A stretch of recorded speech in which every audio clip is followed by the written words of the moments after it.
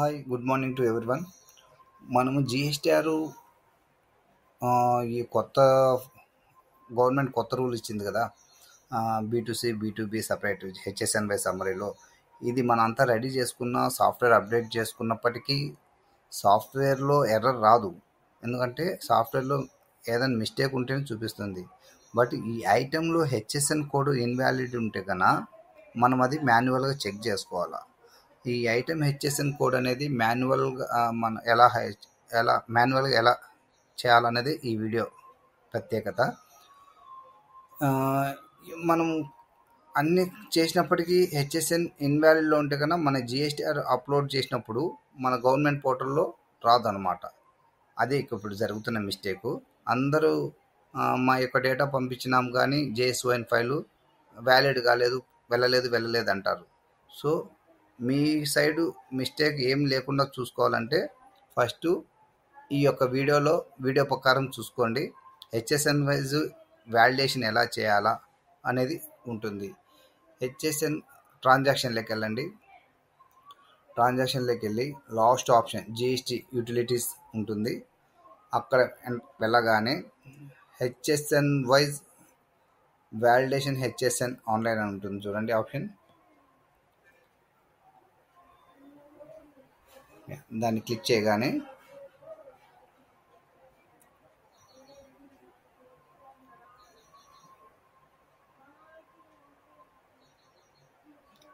Multiple తీసుకోండి. Load data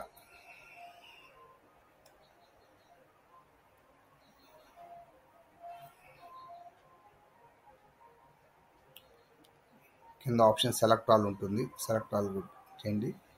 కింద GST validation online check చేయండి. ఓకే కొట్టండి.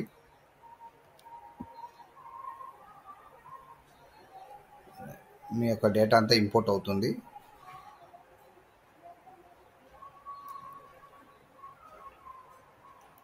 ఇక్కడ చూడండి కొన్ని ఐటమ్స్కి ఇన్వాలిడ్ ఉన్నాయి.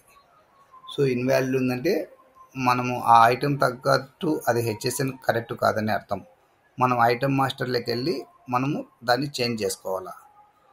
అది కరెక్ట్ హెచ్ఎస్ఎన్ ఏందని చెప్పడానికి మీరు అడగండి, లేకపోతే లేటెస్ట్ ఇన్వాయిస్ చెక్ చేసుకోండి.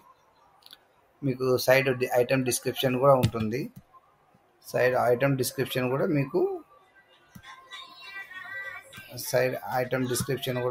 మీకు దాన్ని చెక్ చేసుకోండి.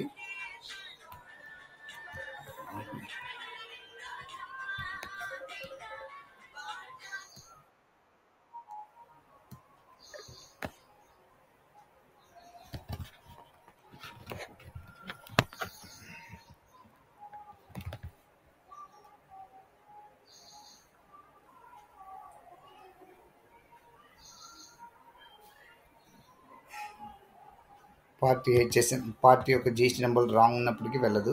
దాని ప్రకారం కూడా అది కూడా చెక్ చేసుకోండి.